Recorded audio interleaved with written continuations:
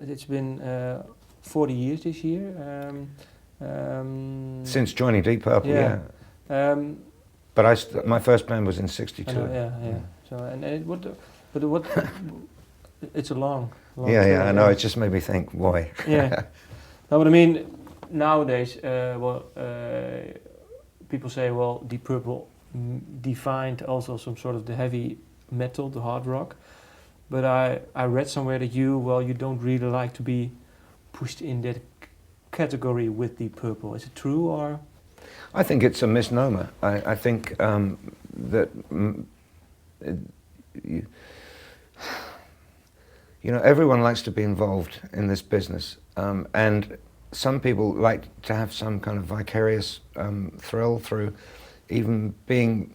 I remember when the fanzines first started, when rock, I call it rock and roll.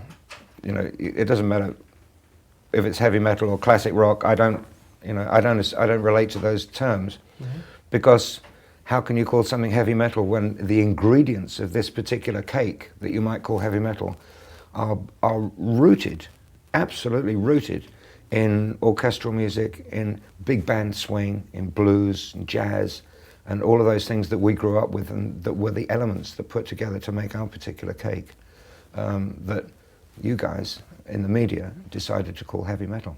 That wasn't our choice. No, but are you proud of it, or maybe something? I mean, that people say, well, it's one of the founding bands, or is it for you? Well, I don't really care. It's perception. It's other people's perception, and I think it's rather like fashion. You keep your own idea on. You're walking along, you know, a metaphorical path in life, and there's no map. You don't know which way to go to get, because you don't know what the destination is, and so you get to a fork in the road, and you just look. It's like playing mahjong. You know, you've got to figure out what to take and what might be left.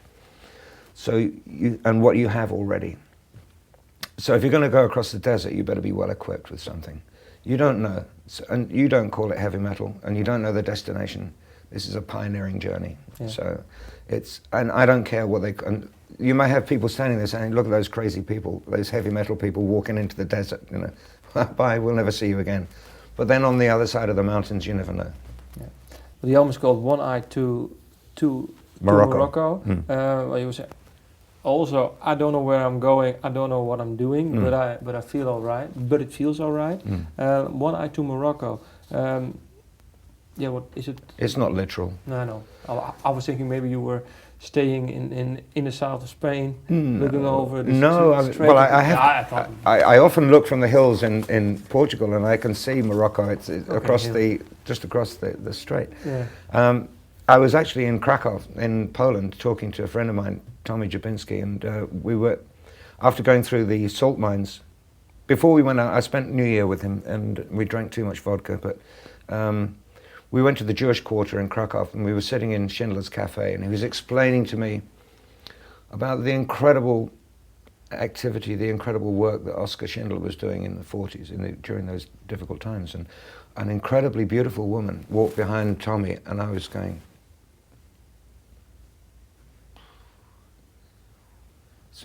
sorry, Tommy, what were you saying? And he said, Ian, he said, you have one eye to Morocco.